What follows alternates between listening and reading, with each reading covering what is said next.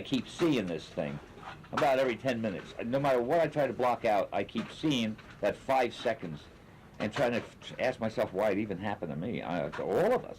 60-year-old Robert Link is a jeweler from New Jersey. He's in intensive care now with burns on his head and hands, and he has some burning memories. But there were like 3 separate explosions.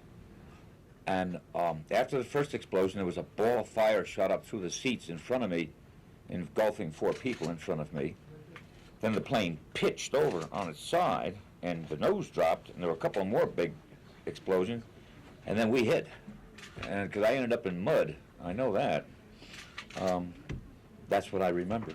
He was trapped in the wreckage for more than an hour, completely pinned in, except for one free hand. What helped were the people that were lying right next to you, talking to you, the firemen.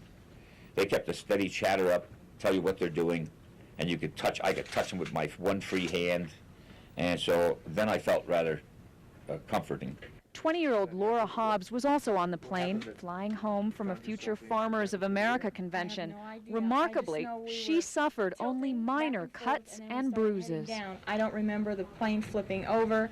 I don't remember any of that, any fire. I just know that the next thing I knew, I was like this, sliding down the runway or wherever we ended up landing, and just sliding, and it hurt, and I wanted to stop. The whole seat afterwards was thrown about 10 feet from the nearest piece of wreckage, and I landed, I was on my back, strapped into the seat with my feet up ahead of me.